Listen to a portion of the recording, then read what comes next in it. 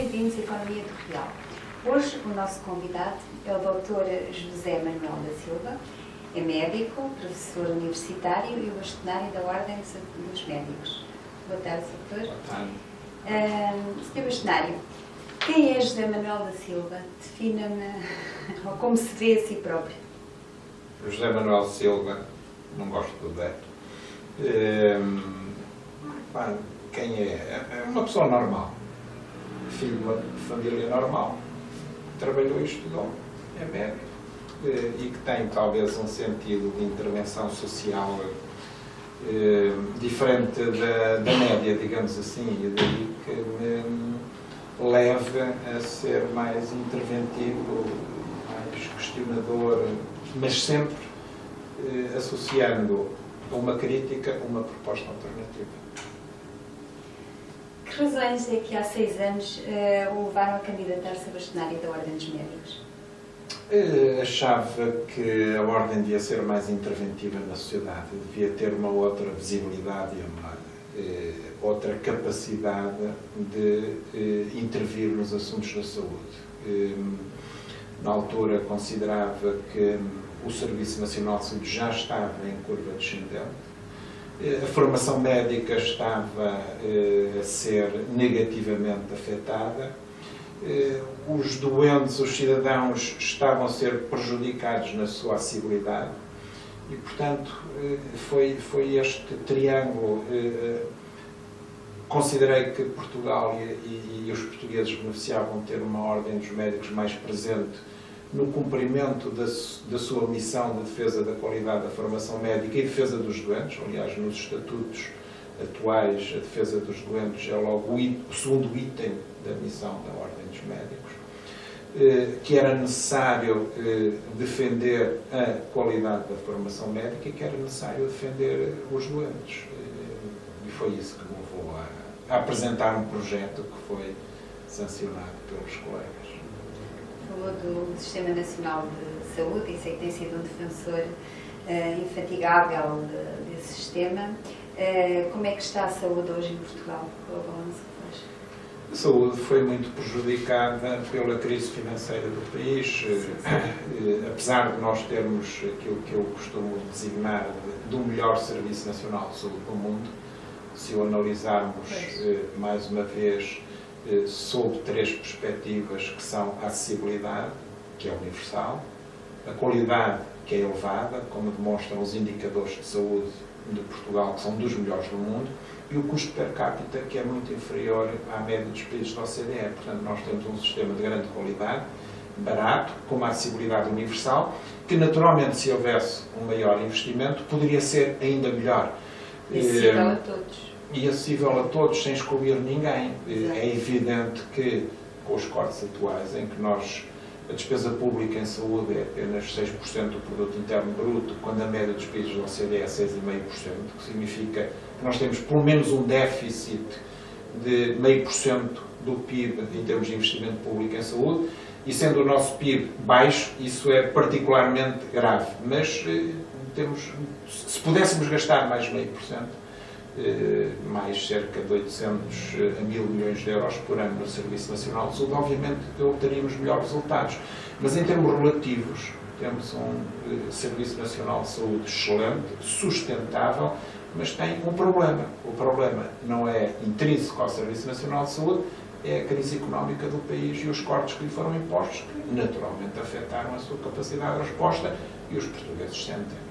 E quem conhece outros sistemas de saúde noutros países, acho que pode dar mais valor àquilo que temos, penso eu, que ele está a dizer. Sem temos dúvida, um bom sistema nacional de saúde. Sem dúvida, e muitos cidadãos portugueses que estão no estrangeiro e que vêm a Portugal elogiam o nosso Serviço Nacional de Saúde. Exato. Também há os que fazem o inverso, ou seja, que o criticam porque estão habituados a estar em países que têm um melhor sistema de saúde, porque gastam o dobro per capita do que aquilo que nós gastamos. E, portanto, obviamente que sentem esse efeito benéfico e essa melhor e maior capacidade de resposta, mas é porque é um sistema que gasta muito mais, eu não diria despesista, mas muito mais caro, e, portanto, é melhor. Mas descontando esse facto, nós temos, efetivamente, um excelente Serviço Nacional de Saúde, mas cuja capacidade, em termos de qualidade e acessibilidade, foi afetada nos últimos 4 anos, porque lhe cortaram cerca de 1.500 milhões de euros de financiamento por ano. E, obviamente, que não é possível fazer omeletes sem ovos, e, portanto, não é possível fazer milagres. Claro, e abrange todas as áreas. Sem dúvida alguma. O Sr. Bastonário tem muitas vezes afirmado querer ser uma espécie de provedor dos doentes. Tem conseguido esse objetivo? Eu penso que sim, porque na intervenção da Ordem dos Médicos temos sempre a preocupação de melhorar a resposta do nosso sistema de saúde aos doentes. Melhorar em termos de quantidade, de acessibilidade e de qualidade. E isso reflete-se objetivamente no facto de cada vez mais os doentes recorrerem à Ordem a contar os problemas que sentem na acessibilidade ao serviço de saúde e a pedir a ajuda da Ordem, como foi no caso, por exemplo, da hepatite C, que a Ordem teve também um papel importante na defesa da acessibilidade dos doentes ao medicamento. Portanto, isso objetivamente prova que a sociedade entendeu que a Ordem dos Médicos também defende os doentes. Aliás, eu costumo dizer que os interesses dos médicos e dos doentes são sobreponíveis, porque ambos queremos médicos com qualidade, com motivação, com disponibilidade, com acessibilidade à tecnologia mais recente para poder proporcionar aos doentes cuidados de saúde de acordo com a Lei das Artes. Portanto, os interesses médicos e doentes são absolutamente semelhantes. Daí que defender uns e outros em simultâneo seja particularmente fácil. Claro que há pessoas que entendem ainda que a intervenção da Ordem é corporativa, no sentido negativo do termo, porque obviamente todas as corporações são corporativas, mas aquilo que nós pretendemos é que a intervenção corporativa da Ordem seja construtiva, seja positiva, no sentido de defender a qualidade da formação médica, a qualidade do sistema de saúde e a qualidade dos cuidados de saúde que são prestados aos doentes. Simplesmente como nem toda a gente está por dentro de todas as questões da saúde, às vezes não entende determinadas posições da Ordem, como por exemplo no caso do Numerus Clausus, porque quando a Ordem fala na necessidade de rever o Numerus Clausus, é algo que só terá consequências daqui a 12 anos. E, portanto, o que nós estamos a pedir é planeamento, coisa que não se fez no passado e não se está a fazer no presente. E, às vezes, as pessoas, mais uma vez, que não conhecem a problemática da saúde, não entendem que, para o cidadão comum, é tão prejudicial a falta de médicos, por problemas de acessibilidade, como o excesso de médicos, por problemas de mercantilização da saúde. E a nossa intervenção é no sentido de haver um equilíbrio que seja o equilíbrio mais benéfico para os cidadãos. Quando fala nos Numerus Clausus, da entrada do acesso à universidade. Exatamente, o acesso ao curso de medicina. Mas neste momento nós temos falta de médicos, não é? Daí há a importação de médicos que vêm de Cuba, Colômbia... Isso já acabou, essa importação já acabou. Já não há... Nós somos o 4º país da Comunidade Europeia com mais médicos. Nos últimos 4 anos imigraram mais de 1000 médicos, saíram de Portugal, não para fazer formação transitória e voltar ao país, mas para trabalhar definitivamente no estrangeiro. Não quer dizer que um dia não possam voltar, mas o objetivo foi ir trabalhar definitivamente para os estrangeiros. Mais de 1000 médicos, por várias razões. Portanto, nós temos um problema de contratação de médicos para o Serviço Nacional de Saúde, de distribuição de médicos no país, mas a responsabilidade é das sucessivas tutelas do Serviço Nacional de Saúde, ou seja, de sucessivos Ministérios da Saúde. Repare que o setor privado não se queixa de falta de médicos, o setor social não se queixa de falta de médicos, tivemos um boom de reformas antecipadas por causa da alteração da fórmula de cálculo das reformas, que prejudicava os profissionais que continuassem a trabalhar. E, efetivamente, em termos de estatísticas da OCDE, somos o 4º país da OCDE, da Comunidade Europeia com mais médicos, o 5º país da OCDE com mais médicos. Portanto, não temos um problema de falta de médicos. Todos os estudos demonstram que, para suprir as necessidades do país, nós precisamos do Numerus Clausus entre 1.200 a 1.300 por ano, e estamos neste momento com 1.800 a 2.000. Ultrapassamos as capacidades formativas pré-graduadas com qualidade, ultrapassamos as capacidades formativas pós-graduadas. e vamos ter no curto prazo médicos inevitavelmente no desemprego. Só não estarão no desemprego em Portugal porque vão emigrar, sobretudo para a Europa, porque a formação médica em Portugal é de grande qualidade. Portanto, quando nós preconizamos uma reavaliação e uma redução do número de escolas, não é para que haja falta de médicos no país, nem é para que haja falta de médicos no Serviço Nacional de Saúde. É para que a formação médica, que é muito cara, esteja adequada às necessidades com uma margem de segurança e para que o excesso de médicos não vá mercantilizar os doentes, o que é tremendamente negativo, como aliás mostram algumas experiências do estrangeiro.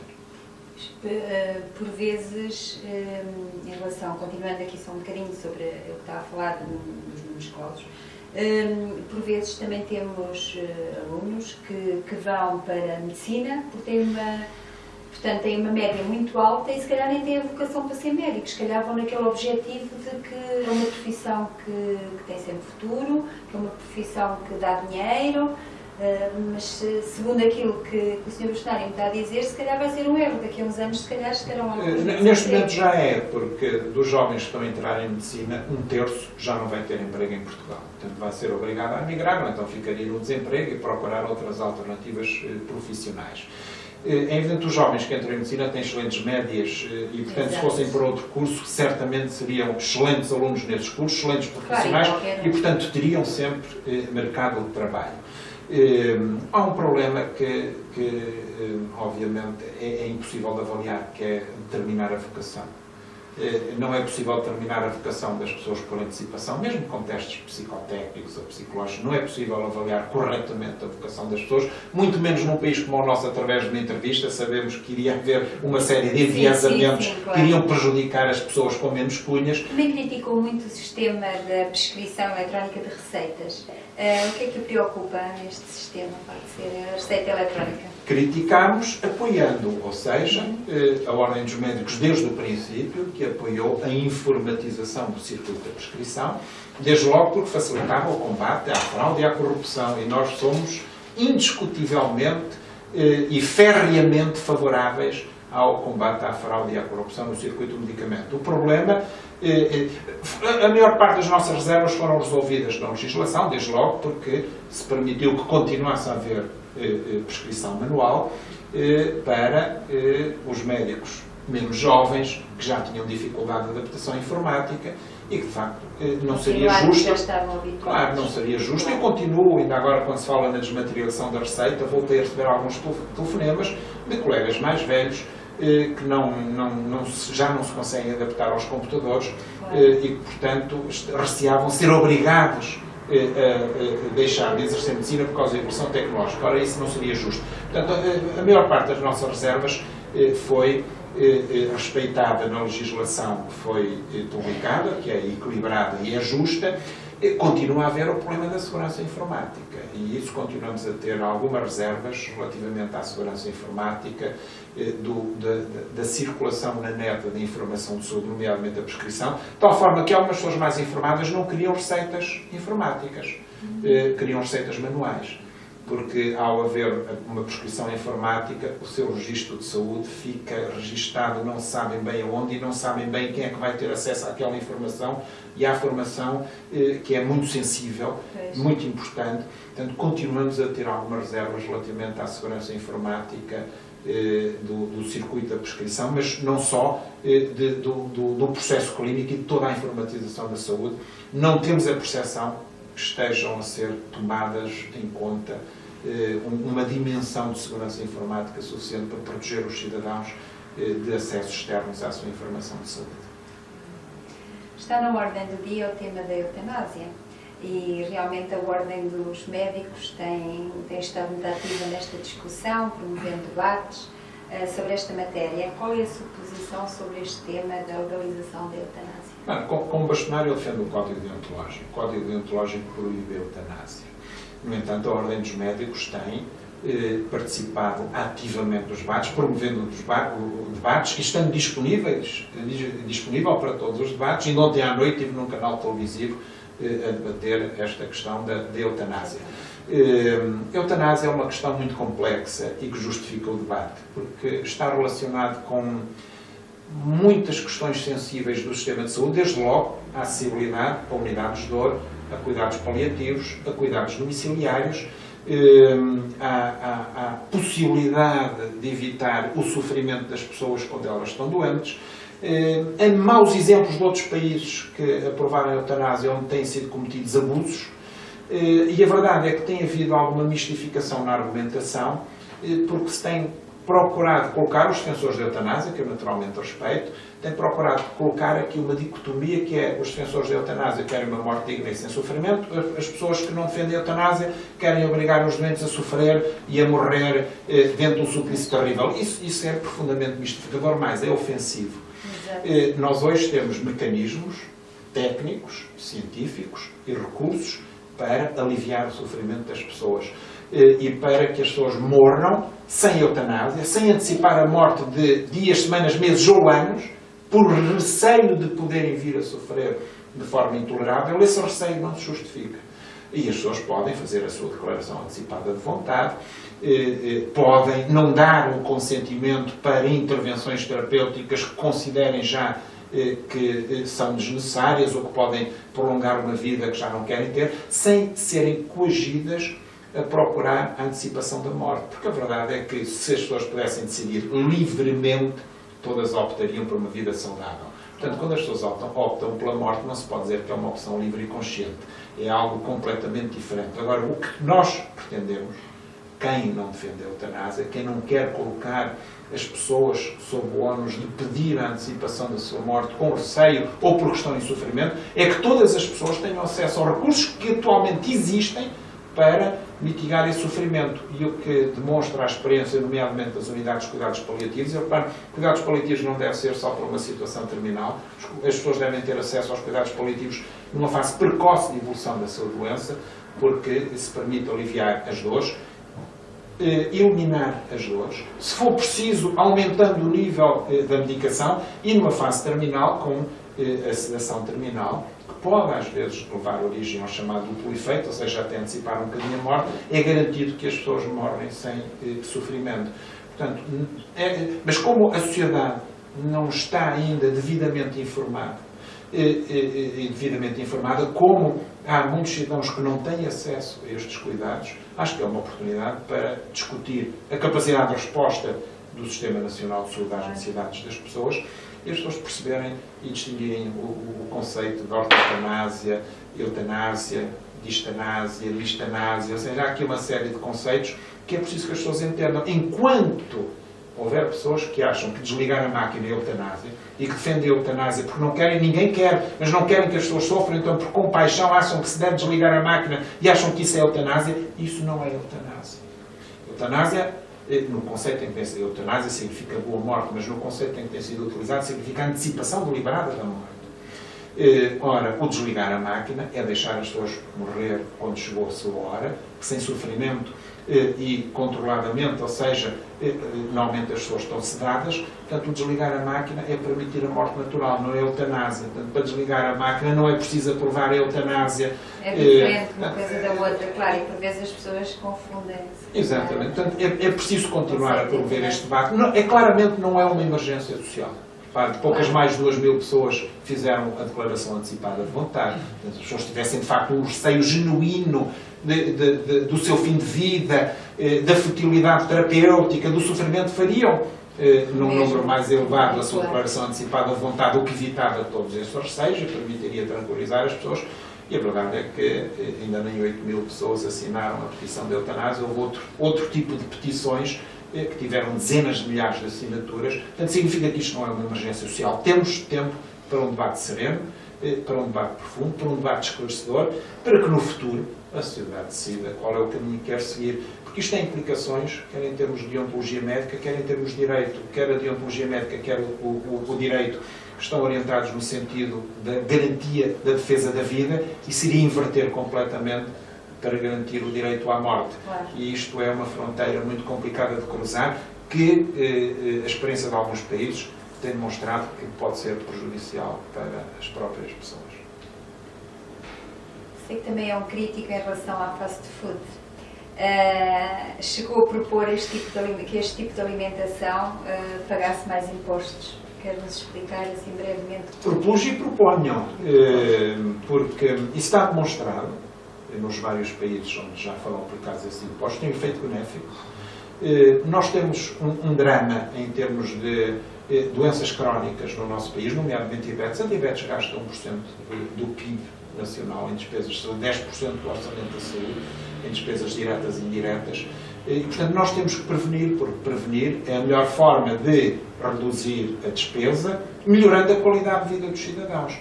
Há múltiplas formas de o fazer, desde logo, investindo na melhoria da literacia das pessoas para a saúde, para poderem fazer opções mais conscientes do seu estilo de vida. Mas o que está demonstrado é que a política fiscal pode direcionar o comportamento das pessoas no sentido que lhes é mais saudável. Basta ver, por exemplo, o que acontece relativamente ao imposto sobre o tabaco. Ou seja, nós já temos esse modelo com o tabaco. Sim. É estender o modelo a outras situações da vida, nomeadamente, um exemplo claro e óbvio, que são refrigerantes, que são veneno engarrafado, os pacotes de batatas fritas, que são veneno empacotado. Não é proibir as pessoas mas é, tal como acontece com o tabaco, penalizar... Pensarem 2 vezes antes de... penalizar esse tipo de alimentos.